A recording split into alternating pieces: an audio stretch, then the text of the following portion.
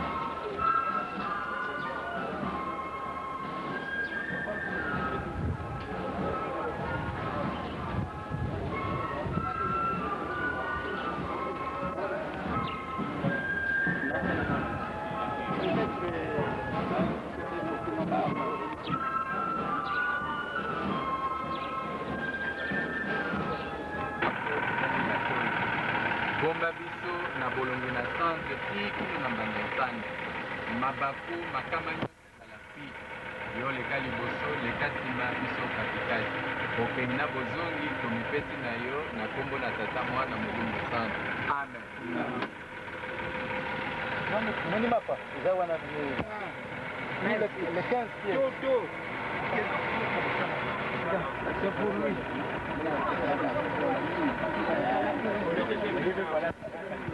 J'étais là.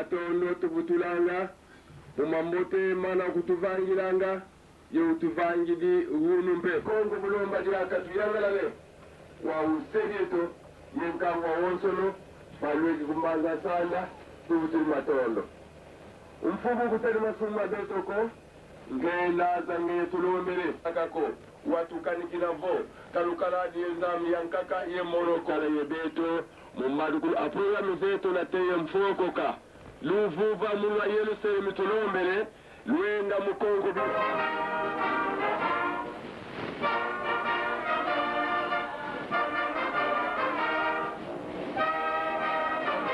tusamba munazola kwengese ye mwane mwanda velela tufukamane muvutule fuda lya matondo kavene batatu balongo munankebana kebele munalumbu kweba pe mufuku tuna kumbanza nsanda ituizidi bede luzevichu ndi watu banzila tuka munantama karinge mfumu wetu Yesu Kristo ndiye mwana nzami wasisa wetu wa Zulu weza famu kumaki yetu ndiye watu dila mvutu ngele kubika fulu kuiza mkulutambula kuna ngena bensula kalako kansi alomba patata kaloshidi silen sadisi yani mwanda luti yani skavanga masudidi mana mabwa kuna yelo selemi ba tuterekelanga kibangi okana mpaska na wete mnange fumu Yesu ngetata simoni kimbamu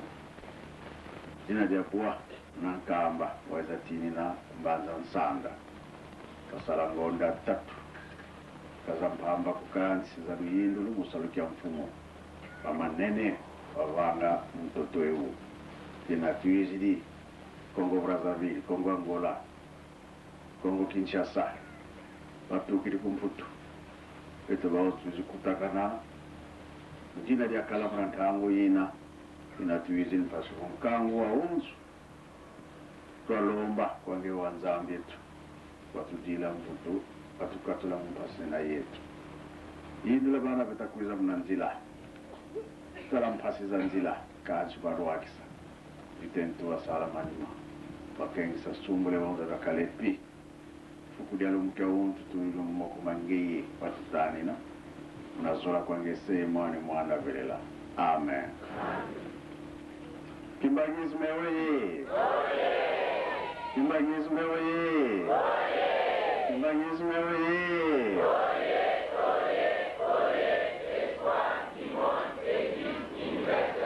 Kamba oye! Kamba oye! Kamba oye!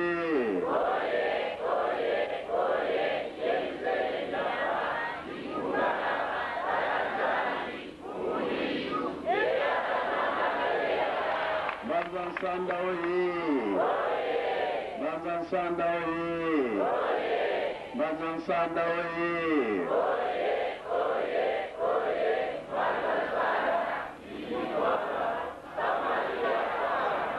Eunui! Embazi! Emurubu ya kunui!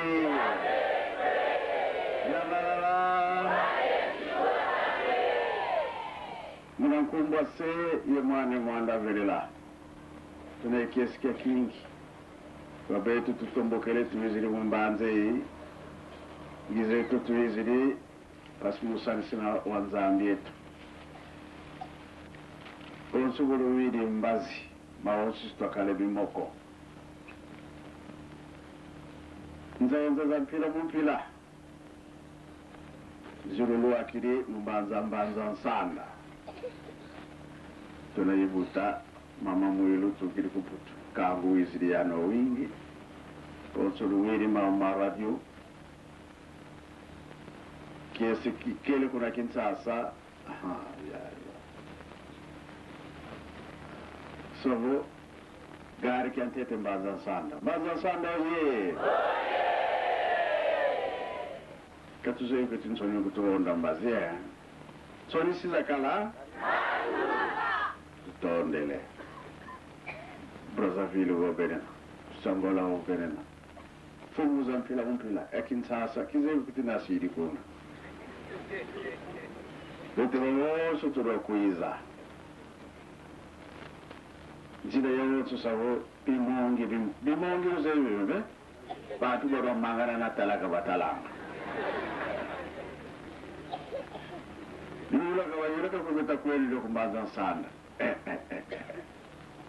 sabo mun kiesi kipakili rembulianki nzevo papa kukaiza kuvizunga mbele zoedi yake bantu bana bantama tinakaiza papa kangwa wingwa iza yani tukakina mpe unu byakasabo nzamisongele masivi duna uwini kakalio kumbanza nsanda ele vraiment ekiesi una mumasiri mbazi sabo avant kubatale budinge kumufalata mukikola budwe batela kize kuve dimba dimba wala kutubimbidia mumasiri mbazi tufokole mkubwa se mwana vela amen. Qui sont tous jusqu'ici en Banzassande, selon les renseignements que les villageois nous ont donnés, il fait exactement 42 km.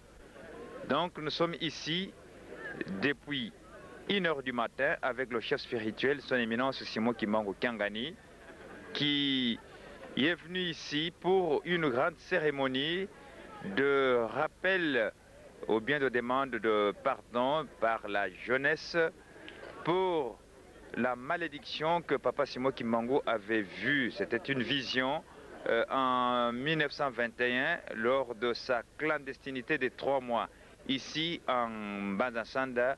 Rappelez-vous que c'était en 1921, disons le 6 avril, que Papa Simon Kimbangu a commencé son ministère, et le 6 juin, il était déjà traqué pour l'arrestation par le gouvernement colonial belge. Et comme son heure n'était pas venue pour être arrêté, il n'avait pas été encore au bout de sa mission, il a préféré, ou bien il avait préféré se retirer ici en Banzassanda.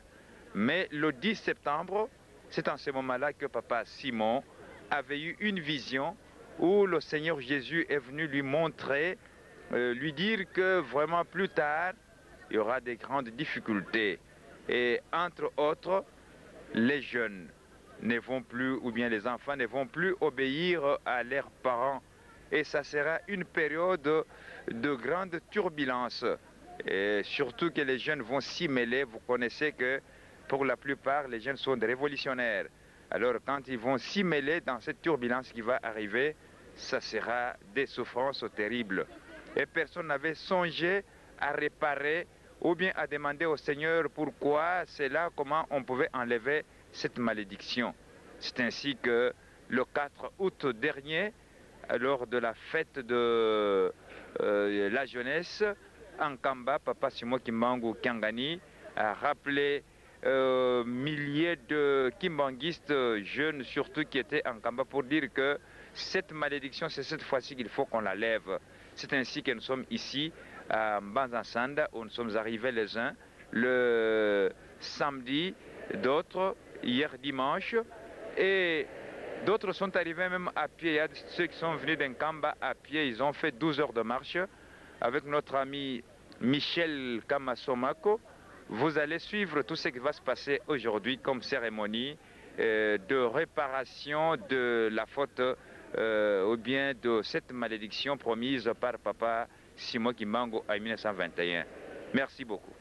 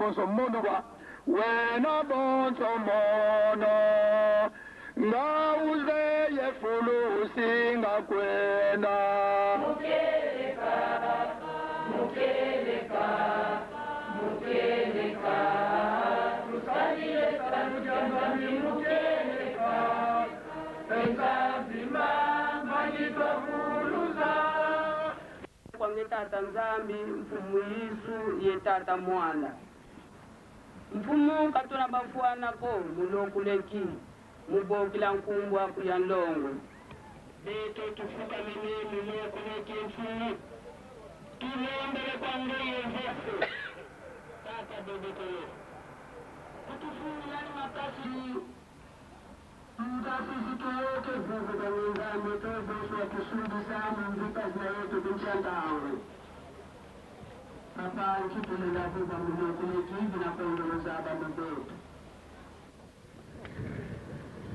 Psaume de David, chapitre 78, de versets 1 à 7. Loyembo na David, mokapo tuku sambo na mwambe nzela ya liboso te na sambo. Tiyo, bakoma maki kalakala, oyo dangote, kasi tokosolo. Oyo esalaki ye mpeko kati na Israeli oyo elobaki ye na batata na biso atelema kosakola yango na bana na bango lumbuki na polisi ya sobatanga yatuka muzoyo bapingisi baitukwa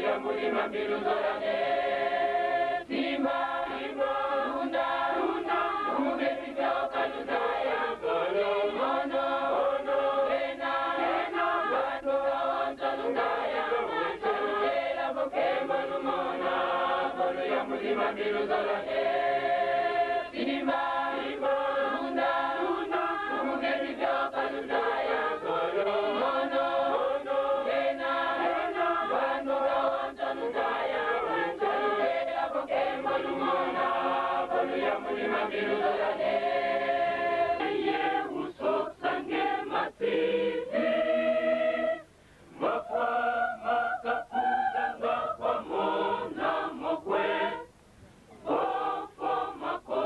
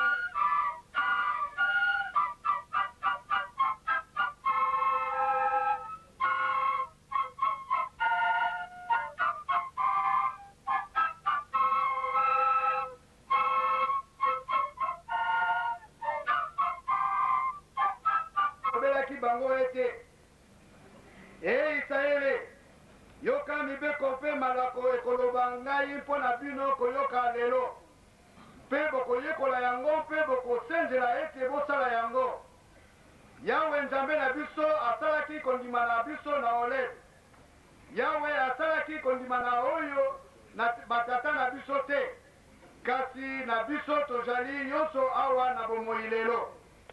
Yawe alobelaki bino miso na miso na ngomba longwa na katikati na moto. Wana etelemaki ngai kati na Yawe na bino na ntango yango mpo na kotondolo na bino monoko na Yawe mpo ete bino bobangaki na ntina na moto mpe bobutaki ngomba te. Okokumbamela yango te to kosalela yango te mpo ete ngai Yawe nzambe na yo nazali nzambe na zuwa na kobatela mpe na kokitisa mabe na batata likolo na bana kino libota na misato mpe na minei na baoyo bakoyinaka ngai. Nde okosanga nkombo na Yawe nzambe na yo mpamba te mpo ete Yawe akolongisa te oyo atangaki nkombo na ye mpamba. Kanisa mokolo na sabata ete obulisa yango lokola Yawe nzambe na yo te mwana mobali na yo te mpe mwana mwasi na yo te mpe mowombo mobali na yo te mpe mowombo mwasi na yo te mpe ngombe na yo te mpe mpunda na yo te mpe libwele na yo te mpe mopaya na lopango na yo te na mpe Yawe nzambe na yo abimisaki yo kuna na loboko na nguya mpe na loboko lotembwi. Yango wana Yawe nzambe na yo alakelaki yo ete obatela sabata. Kumisa tata na yo mpe mama na yo.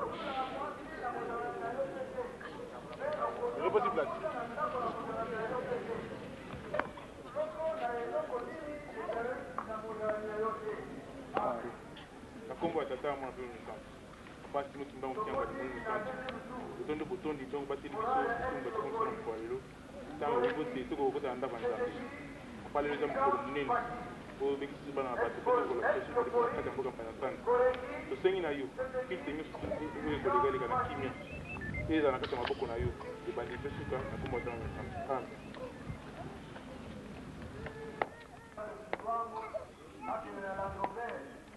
La couleur vert, très vivant,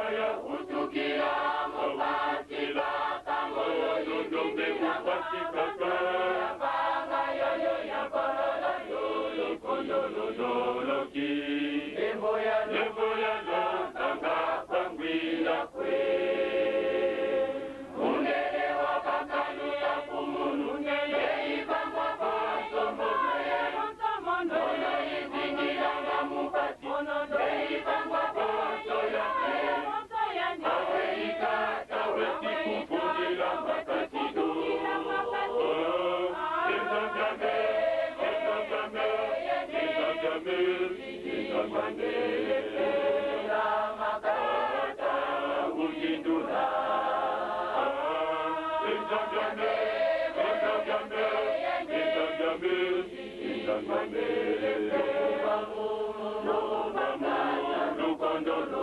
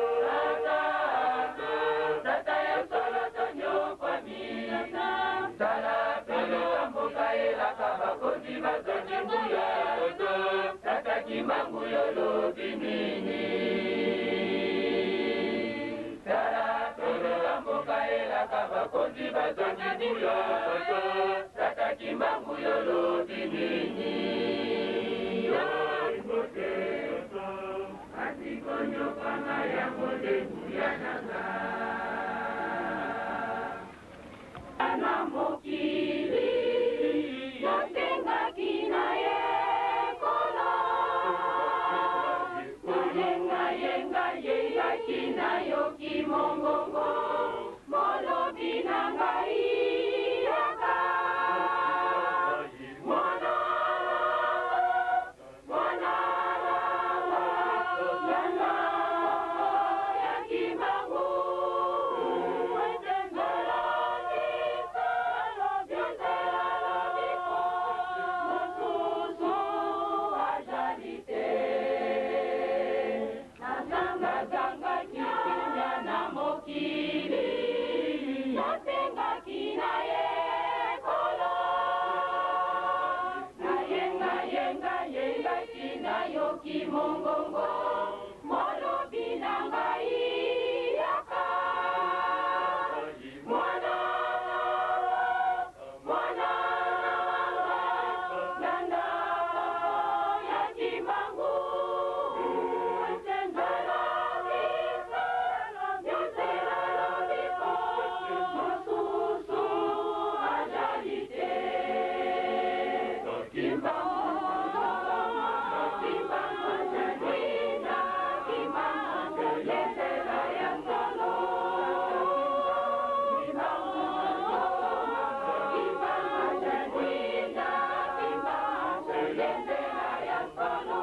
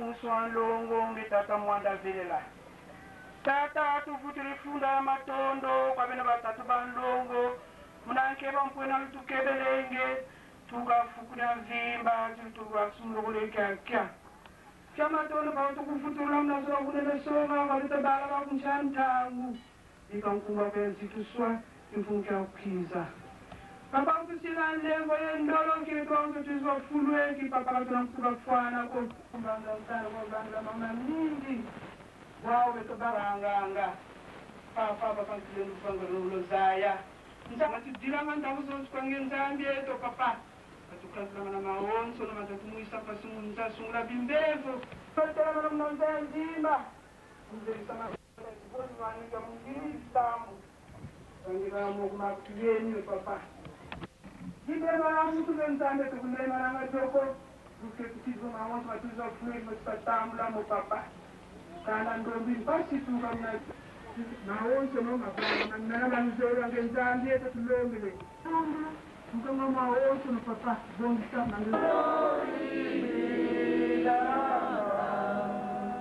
Mono imbo fuameso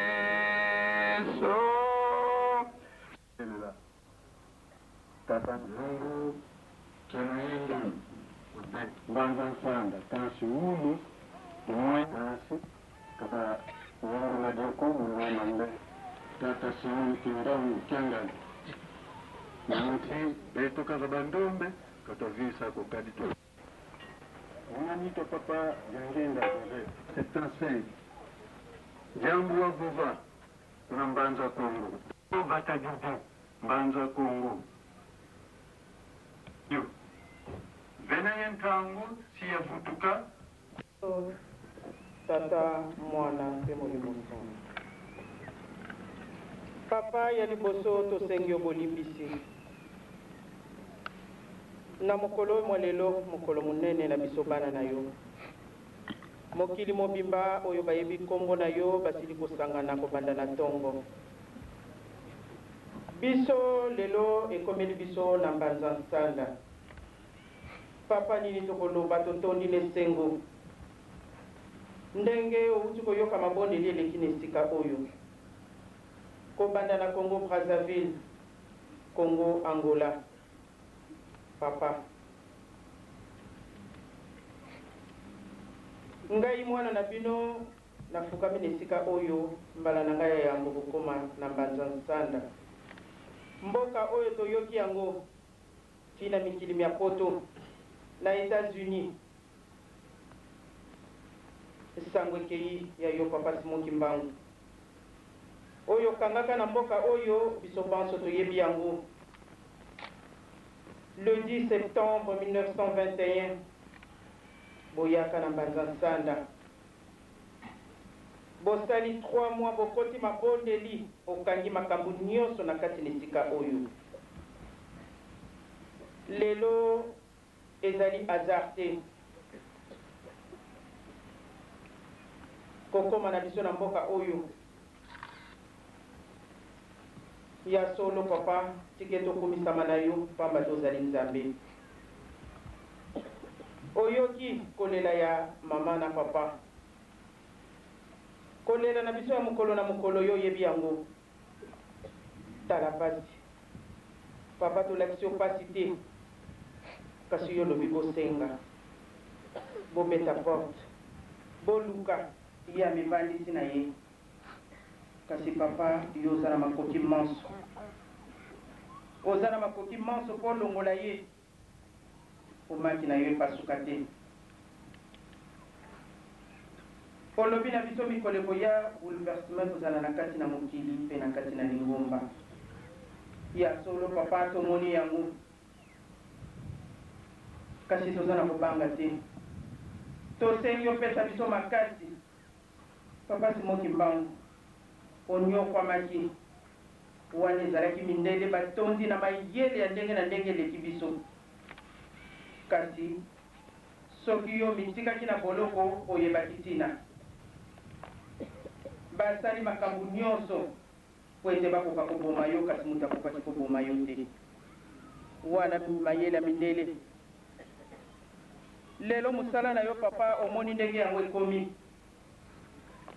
kasi toza na elikya yo nzambe kolonga papa Timoti Mbangu olongaki mama Mwilo olongaki bapapa bino misato bolongaki bongo biso tolonga te mpona nini yango wana nzambe na biso tiki tobongisela biso toye na mboka oyo etala nzela toyeli pasi ndenge moko papa Mfuma Longo olobaki ete outi kolota ndoto balakisi yo ke nzela ya nzambe ezali pasi ya solo papa ezali pasi nzela oyo soki oza moponami te ya solo ko kozongela na nzela mi biso bana na yo ndenge olobaki ete tosalaki na yo na likolo biso kape toyaki na mokili omemi biso komisi biso na esika oyo tika nyonso tokosenga na esika oyo nyonso tokosala papa Timoti Mbangu toza na eliki ete kokóma na biso awa yo kofungolela biso banzela nyonso satana akanisi ete ye alongi makoki kolonga yo nzambe te pamba te satana asalaki mutu te me yo mutu osalaki biso biso mpe toza basali na yo papa yo sa mungu na soni pamba te akanisi ete aza zwi mokili me azwi mokili te papa pesa biso kaka makasi po tokokolonga etumba monene oyo toza na yango kanisela bapasi na biso na baboka nyonso misato ndenge na uti koloba mpe mokili mobimba yo moko tambolisa biso toza na mokonzi na biso ya lingomba pesa ye papa makasi malgré makambo ya ndenge na ndenge na uti koloba papa Timoti Mbangu bolongaki bapapa bolongi ebongo mpona nini mwana na bino alonga te ya mwana papa bosangisa biso tokóma bomoko papa Timoti Mbangu toyena esika oyo mpo tokoka kolela epai na yo obongisela biso papa tokóma bomoko ndenge bino moko bokolobaka bapwali yango ekolalelaka esika moko tolamukelaka esika moko kanisila moko kati na biso ndenge toyena esika oyo kanisila bana no baza na bopito na baboloko bisika pasi mingi mpe bazalaki na posa bakóma na esika oyo me babikoki te tike tobongisela bango elikya na biso papa yo kotambusa biso ndenge bolingo na yo nzambe ezali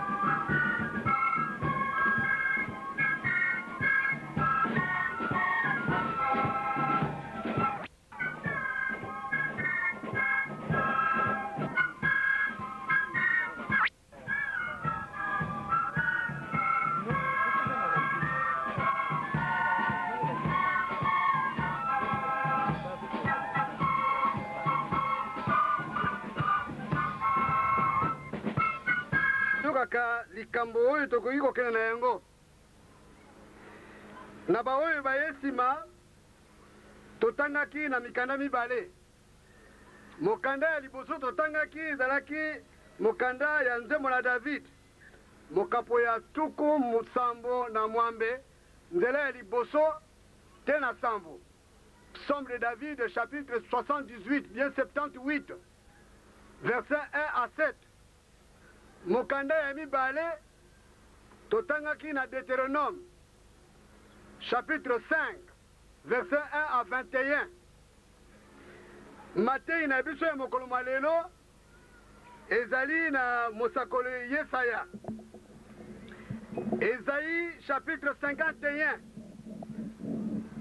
tokobana na verset ya liboso te ya mwambe Esaïe chapitre 51 verset 1 à 8 soki tozwi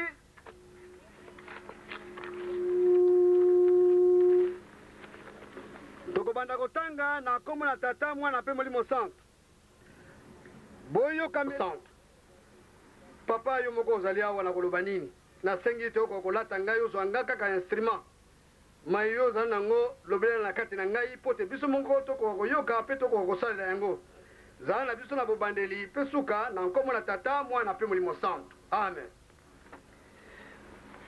batata mpe bamama likambo oyo toyei ezali likambo monene soki toye na kati na mboka oyo toyokaka na banzembo to na minoko ya batata na biso ezali na ntina ndenge tosili kotanga na mokanda ya david bana ya asafi korale nango bayembaka nzembo me na kati na nzembo na bango bakanisaka makambo oyo nzambe asalaki kati na bango banda batata na bango toyebi ete pasi ya bana ya israele ezali elaka ya tata nzambe oyo apesaki na koko na bango abraham apesaki bango alakaki tata na bango ete bakokende na mokili ya bapaya bakosala mibu 400 ans likambo wana ezalaki elaka esalamaka na bana ya israele wana abalame azalaki lisusu te eyaki kokokisama ntango babimaki na kati na egypte na 430 ans ezalaki kaka elaka oyo nzambe apesaki na abrahamu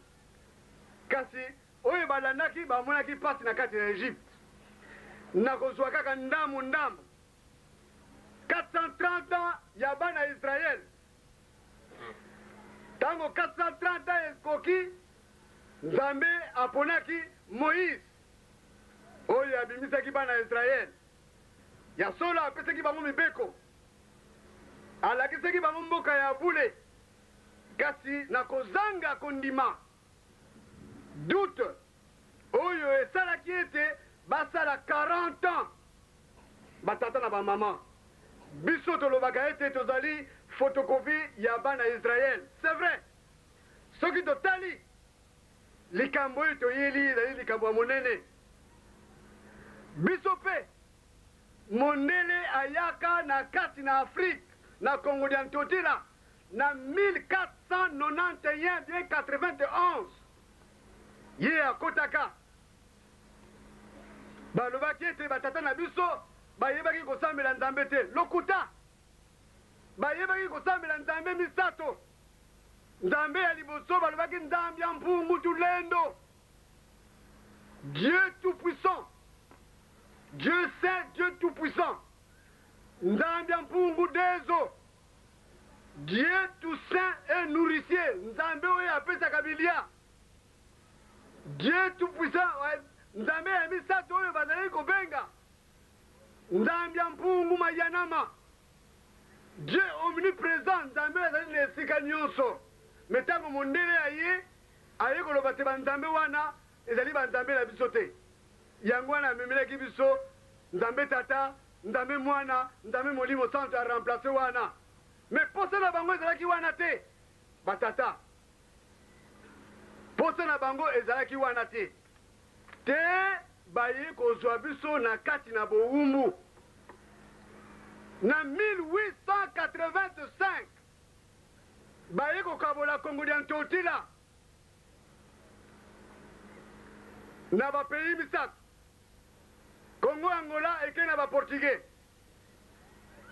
kongo kinshasa eye na babelge e kongo braza eke na bafrançais na 1885 po te bazalaki na makanisi mosusu me lokola ezali elaka nzambe alingaki moto moyindo na 1887 papa Simon Kimbangu aye kobotama molimo mosantu tala likambo nzambe asalaka monguna asali plan na ye me na plan wana nzambe mpe asali plan na ye mpo na kobikisa bato na ye e soki totali banda oyo mokolo oyo papa Simon Kimbangu abandaki mosala na ye de 1491 na 1921 toyaki kokokisa 430 ans oyo ya pasi oyo moto moyindo akomaki na conscience te ntango papa Simon Kimbangu abimi ayebi te nazalaki na pasi kasi bayokelaki ye te toyei kozwa lipanda na 1960 me tobosanaki ete papa Simon Kimbangu ye nde moto azwaki lipanda ti wana lokola tobosanaki tala lelo oyo 43 ans de l'impasse politique kaka boy ndenge moko na bana Israel lokola bakokaki kondima mibeko wana epesamaki bango te balingaki kolanda maye bateyaki bango te basalaki 40 ans na 2 heures biso tobakisi déjà 3 ans tokomi na 43 ans batata bamama likambo ya pasi ezali kaka elaka ndenge nalobi nazali kokende mpo na kokata na kati na internet tozwaki mikanda oyo bato banganga mayele bazali kotala balobi ete likambo wana ekangami na papa Simon Kimbangu soki tokotala makambo wana te biso bayindo tokomona kaka pasi nazali kaka na extreme oke na kotanga mpo te tokokosisa matei na biso yango ezalaki le 10 septembre samedi le 10 septembre le samedi le 10 septembre 1921 fut un jour spécifique pour l'homme noir. Tout au début des cultes matinales vers 9 heures, le prophète Simon Kimbangu entre dans l'enclos à Rameau. Son visage est grave. Et zalaki na le 10 septembre, papa Simon Kimbangu awuti na beko, akoti na kati na ndako nzambe, na mawa nyonso. Il s'adressa à la foule à ce terme. Mes frères, l'Esprit est venu me révéler que le temps de me livrer aux autorités est arrivé. Bande konangai, molimo yebisi ngai te, tango na ngai ya kokangama na bakonzi ekoki. Tenez bien ceci, avec mon arrestation commencera une période terrible. Na bokangami na ngai, pasi ya makasi ekobanda. D'incisive persécution pour moi-même, pour un très grand nombre de personnes. Il faudra tenir ferme, car l'Esprit de notre Dieu Tout-Puissant ne nous abandonnera jamais. Malamu motema makasi, pote molimu na nzambe na biso ekoki kotika biso te. Il n'a jamais abandonné quiconque se confie à lui. Nzambe atikaka moto ya mipesi na yete. Les autorités gouvernementales vont imposer à ma personne physique un très long silence, mais elles ne parviendront jamais à détruire l'œuvre que j'ai accomplie. Bakonzi na l'État bakosala nyonso mpona komonisa pasi na nzoto na ngai mpona koboma eloko oyo esili kosalema lokola euti na nzambe ekoki kokufa te. Certes, ma personne physique sera soumise à l'humiliation, à la souffrance, mais ma personne spirituelle se mettra au combat contre les injustices sémées par le peuple du monde de ténèbres qui sont venus nous coloniser. Nzoto na ngai oyo ekomona pasi, mais nzoto na ngai molimo ekotambola ekobundisa bango baoyo baye komonisa biso pasi. Car j'ai été envoyé pour libérer le peuple du Congo et la race noire mondiale. Parce que batindaki ngai mpona kolongola peuple ya Congo na kati na pasi et mutu moyindo na kati na mokili mobimba. L'homme noir deviendra blanc et l'homme blanc deviendra noir. Mutu moyindo akokoma mondele, mondele akokoma mutu moyindo. Car les fondements spirituels et moraux tels que nous les connaissons aujourd'hui seront profondément ébranlés. Makambo tomonaka ya molimo no ezaleli na biso ndenge tomonelaka yango na mikolo koya yango ekobulangana. Les guerres persisteront à travers le monde. Le Congo sera libre et l'Afrique aussi. Bitumba ekozala na kati na mokili et Congo ekozala libre na Afrique. Mais les décennies qui suivront la libération de l'Afrique seront terribles et atroces. Na bamvulo oyo ekolanda pasi ekokota na kati na Afrique, pasi ya makasi, car bakosalela mpo na mondele kaka. Un grand désordre spirituel et matériel s'installera. Désordre ya molimo na ya matériel ekokota na kati na mo. Les gouvernements de l'Afrique entraîneront sur les conseils des Blancs leurs populations respectives dans les guerres meurtrières et s'entretueront. Ba gouvernement ya Afrique ekomema bato na kati na bitumba etokobomana. La misère s'installera pasi ekokota na kati na mokili. Beaucoup de jeunes quitteront l'Afrique dans l'espoir d'aller chercher le bien-être dans les pays des Blancs. Ba jeune mingi bakolongwa na kati na Afrique bakokende na mboka bapaya pona koluka likambo oyo bazali koluka kuna. Ils parleront toutes les langues de Blancs. Bakoloba minoko nyonso ya bamindele. Parmi eux, beaucoup seront séduits par la vie matérielle de Blancs. Na kati na bango mingi bakobunga na tina na vie oyo bamoni na bamindele kuna. Ainsi, ils deviendront la proie des Blancs. Bakokoma misuni ya bamindele. Il y aura beaucoup de mortalité parmi eux. Bakati na bango mingi bakokufa. Et certains ne reverront plus leurs parents. Et batu mususu bakomona mpe batata na bango lisusu te. Il faudra une longue période pour que l'homme noir acquiert sa maturité spirituelle. Il faut tango molai pote mutu moyindo azwa bomoto ya molimo. Celle-ci lui permettra d'acquérir son indépendance matérielle. Kaka bomoto wana ne akozwa indépendance, oitobengi indépendance matérielle. Alors, s'accomplira la troisième étape. Dans celle-ci naîtra un grand roi divin. Tokobanda troisième étape, yangonde mokonzi monene akobutama, mokonzi nzambe. Il viendra avec ses trois pouvoirs. Akoya na ba pouvoir misato, pouvoir spirituel, pouvoir scientifique, pouvoir politique. Mokonzi wana akobutama akozana ba pouvoir ya molimo, ya kozana ba pouvoir pona ba invention, akozana pouvoir politique. Je serai moi-même le représentant de ce roi.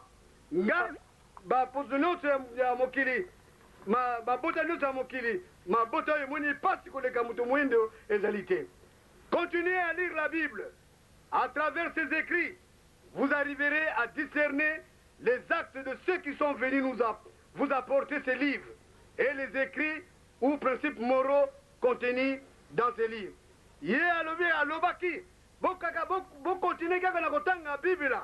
Na kati na Bible, bokomona makambo oyo bato oyo ya makambo ya mabe, bato oyo bamemelaki biso mokando oyo. Il faut qu'un voleur soit saisi avec l'objet qu'il a volé.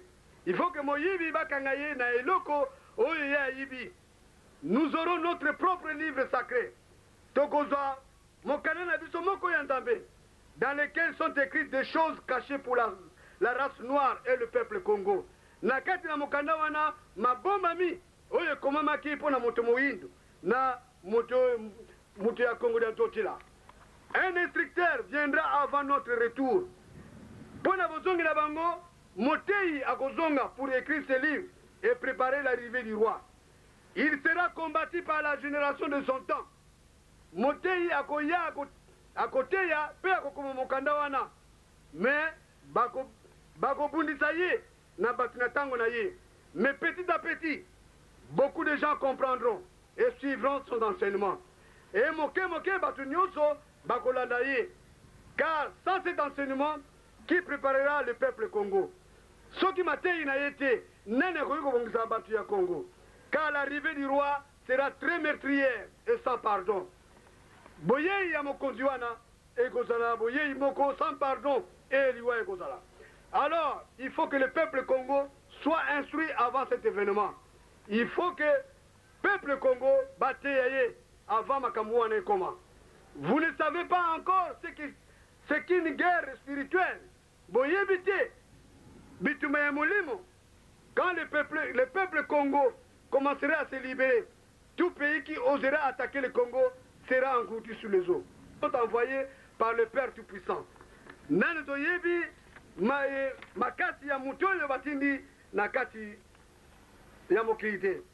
À quoi sert l'homme de s'attaquer à Dieu?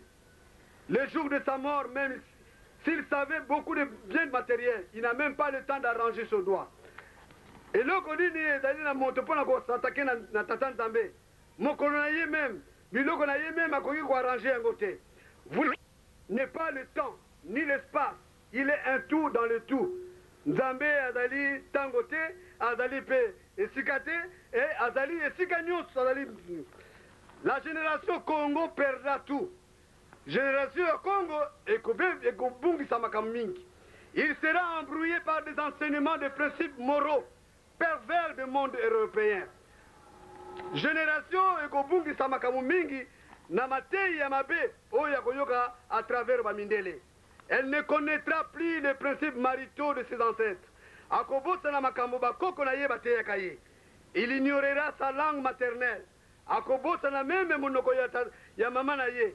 Alors, je vous exhorte à ne pas négliger ni mépriser vos langues maternelles. Na yebisi bino muto moko asika monoko ya mama na ete to monoko batata na ete.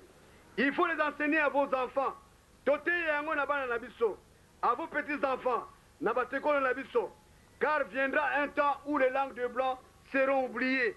Tango koya monoko bapaya ekobunga biso. Dieu le Père a donné à chaque groupe humain une langue qui sert comme une alliance de communication. Nzambe tata apesaki moto na moto monoko na ye mpona koyokana na ye. Tala batata na bamama likambo oyo emonani na kati na internet bato bazali kozela. Lelo ngai na yo toye na likambo oyo. Tata bana Israel bateyaki yango na bana na bango na batekolo na bango. Yo lobi nini? Esaïe alobi na biso alobaki na bana Israel. Abraham azali tata na bino ye moto abotaki bino. Sara azali mama na bino ye moto abotaki bino. Boyokela ye ye nde motu akomema lobiko na bino. Tata lelo yo ye moko azongeli biso ye moko alobaki yango. Tala pasi makambo mingi se emonani bakomi yango na kati na internet bato bazali koluka. Il faut toyeba makambo ya papa Simon Kimbangu alobaki tosenga pardon. Lelo yo ngana yo tomemani awa. Pona nini? Pona likambo wana ikangamaka na 21. Tango papa Diangenda ayaki awa. Salaki 42 ans. 42 ans. Sikoyo ye moko azongi de 1921 à 1963.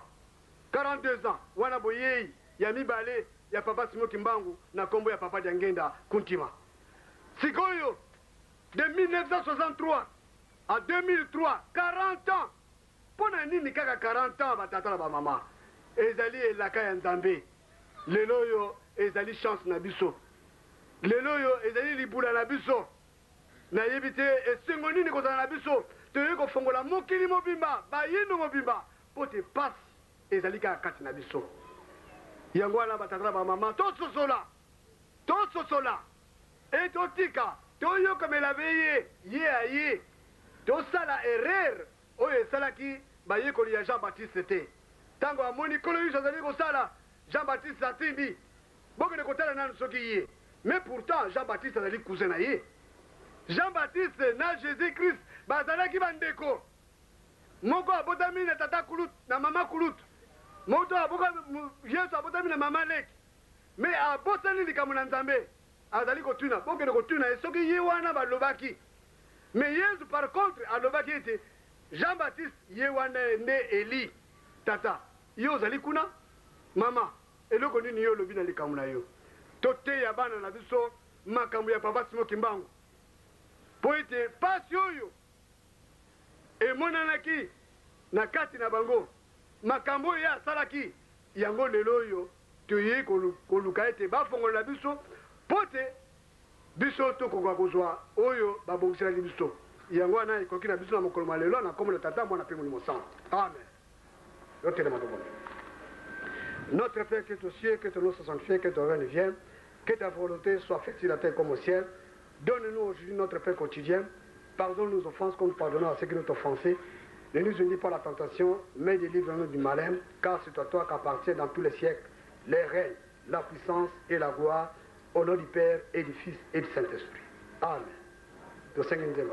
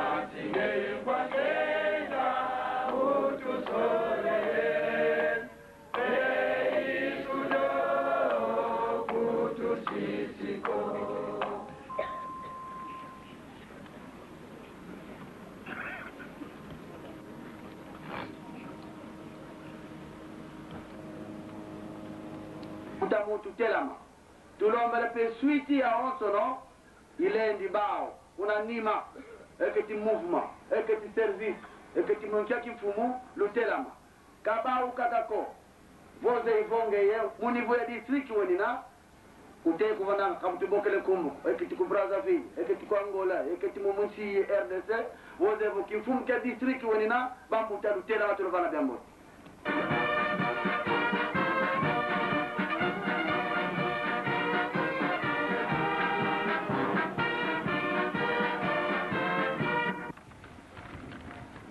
Onkombo ya tata mwana pe molimo centre.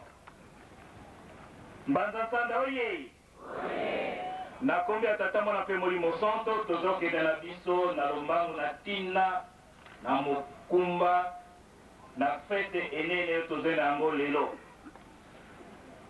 Pamba te biso touti mikili na mikili. Soko totali baninga na biso bauti Paris. O tokolakisa bango bazali 26. Pour la ticket pour la réa, vous allez $1050 ou pour $27,000. Pour Bakomawa, na Bandasan. So tali maninga na biso, o balakisi biso pour balouer bamitu. Mi balé pour te couvrir dans le il y a à peu près 50. So ko tali location, so vous avez $300-400, ça fait $20,000. On a nini, on a kotala di kampo monene, salama kina mabele oyo. Soko moni kouta Kinshasa tia papa Fumwalongo azali awa banda 15h45 kouta Kinshasa ayo koma na 0h40 donc 9h45 donc ozwi avion okomi na poto ozongi oyo okomi na Mbanza Sanda te pamba te likambo ezali awa inki kaka tia awa ezali 40 km tosali yango 7h du temps pour la bazelo.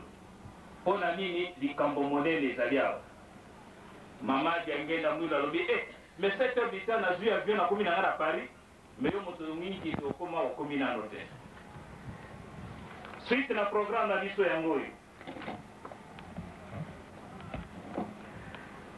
soki topesi mbote na bakulutu bazali awa pe topesi mokonzi ya mabele leta oyo azali awa mbote yepe akozana liloba kopesa pamba te yende azali l'État administrateur territorial assistant azali na biso nsima na yango songo mbote epesami mpo na kombo ya 3 collectivités de révérend Nzinga Kisukulu akoya kopesa maloba nsima na yango na ntina ya bajeune pour la likambo monene oyo toyebi oyo mokonzi ya mbula abengeli biso awa papa Dina Emmanuel akoya kosala discours to akopesa maloba na mokonzi ya mbule mpo na ntina mokolo mwa lelo na mbisa nde doyen d'âge azali awa ngudi ya nganga papa Nzongasa Marcel akozanga liloba te mpo na kopesa sete na ntina ya maye tokoyoka na esika eye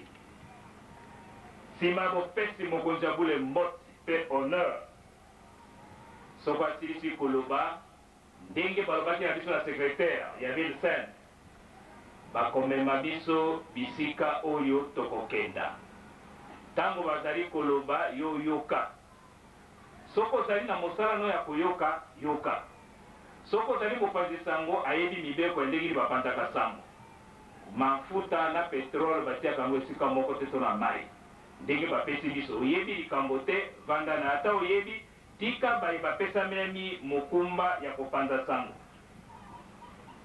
eza kokamwa te pamba te biso banso tozali awa tokokani te yango wana nsima ya kotala bisika wana ya kosala programe mokonzi ya mbula kopesa tokozonga awa mpona ntinsani mpona kozongisa lokumu epe na tata nzambe nsima na ntinsani nde tolali awa mokonzi ya mbula alobi boye mutuka moko ekozonga lelo te lobi na ntongo ezala 5h du matin nde tokozonga toyokani ezali maloba etinda ya mokonzi ya mbula soko toye awa tina ezali soko tokangamaki na bazelo tina ezali mingi ezalaki omoni soko tokei na nzela batata masala bazali awa zamba me mutuka ekufi okomona kaka bamilise babeti miziki pamba te toyebaka tina te makambo bazali koya siko tokoba na ndenge ya programme na biso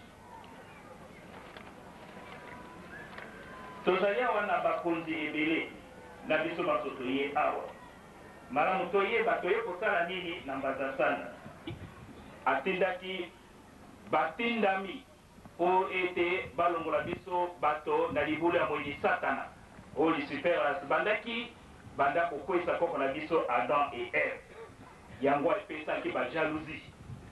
Mpo na nini Lucifer alobaki yo nzambe na likolo ngai awa na se nzambe aponaka ntango iso moto moko esika ya lingezana na este na weste mpo na nini amema bandimi na ye to bao banyonso bapengwi abazongisa bango na nzela. Yango ezalaki jalousie. Ndenge toyebi makambo manso malekaki kolo yesu ye moko bali na Mbanza-Sanda kolo mabele mpe azali. Yango wana tozali kosenga na tata administrateur assistant M. Simon Matondo akoka kotelemela biso tokopesa ye mbote. Papa, mettez-vous debout. Na suite na yo nyonso paki.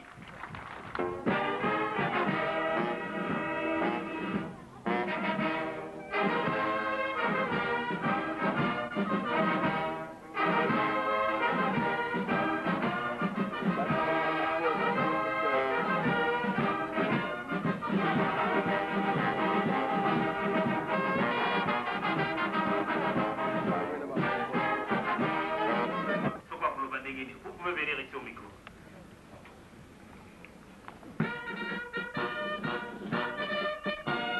Arrivé ce dimanche 14 septembre 2003, qui coïncide avec votre visite pastorale et ecclésiastique à Mbanza-Sanda, est un grand honneur pour le ressort du poste de l'État d'encadrement administratif de Zongo. Ainsi, nous saisissons cette opportunité pour présenter à vous-même et à toute la délégation qui vous accompagne nos sincères et vifs remerciements.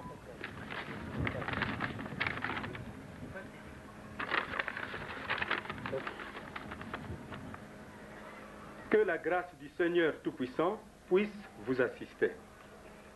Zongo est synonyme au centre de production de la SNEL.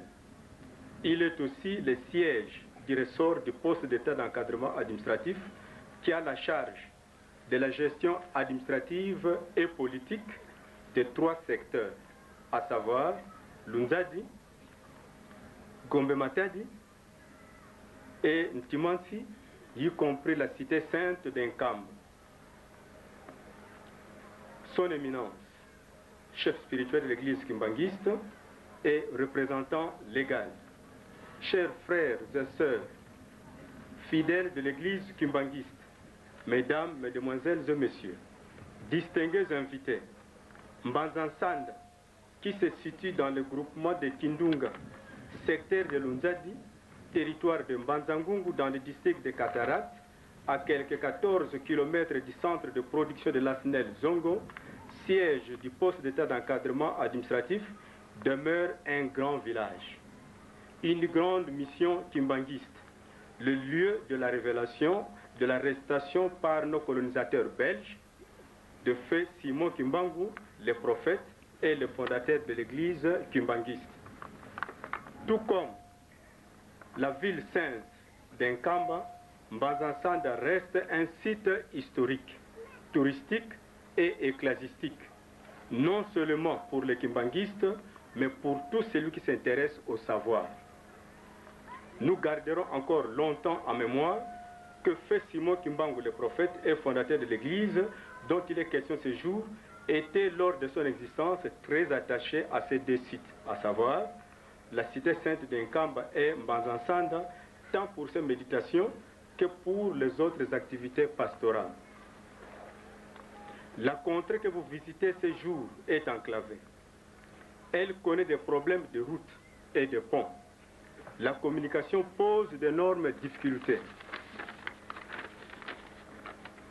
Elle n'a pas de marché au sens propre du terme et le billet de banque n'y circule pas. Notre richesse principale est centrée sur le chikwang, les braises et l'huile de palme. Il s'y pose donc des problèmes de développement.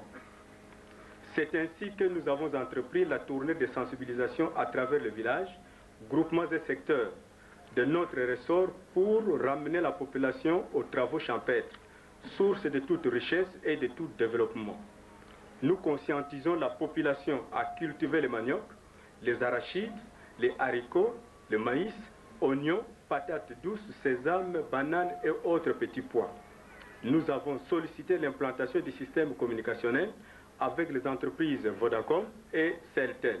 Nous instruisons la population au salon et faisons des appels aux opérateurs économiques et autres afin d'installer les maisons de vente et de produits divers comme pharmaceutiques, les chambres froides et des alimentations. Nous comptons sur la présence d'un courant continu et sans délestage de la SNELZONG. Mesdames, Mesdemoiselles et Messieurs, distingués invités, l'église kimbanguiste est nôtre. Son fondateur est un digne fils de ce pays, la République démocratique du Congo. Il est congolais de naissance et d'origine. Du reste, elle ne cesse de soutenir et de secourir les actions gouvernementales. Nous ne cesserons de la remercier. Certes, nous avons brièvement parlé de nos réalités et de nos difficultés comme possibilités. Nous comptons sur la qualité de notre sol et la volonté exprimée de la population. Nous sollicitons le soutien de notre chère Église. Que le Tout-Puissant nous bénisse et nous protège. Je vous remercie.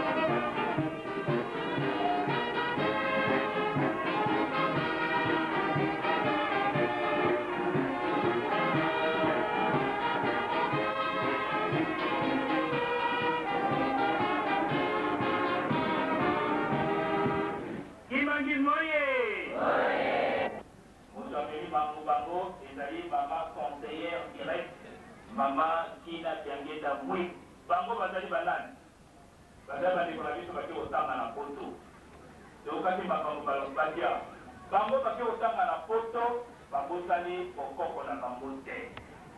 Na mwanda ya Bongo Bazuaka Pena Pisa Basala, ya mwana Basompeli Ngomba Tango Papa Mwambaza Robaki, na katikati na ngoza Pata Tatanzaki, lakisa Taloboko Tatanzaki. Tata wana zali professeur. Ate akabana mindele kona na poto. Mais azali okoyeba te. Banda na mabele avandi. Opesi lokota avandi. Mais un grand professeur. Atiki misana na makambo so famille balobi me. Yango tata malamu nini alobi ngai ifona servir ngomba na biso. Moi bango wana batata bako bango yosu bazali wana tala bilonge kitoko kitoko nyoso. Basali tata simo kima kona na poto balobi tokolanda ye. Auto avisé na protocole te, en tout cas, et c'est ngoyo, et c'est quand on tant que comme en camp pour les apprécier. Merci beaucoup, Fati, accompagnez-le.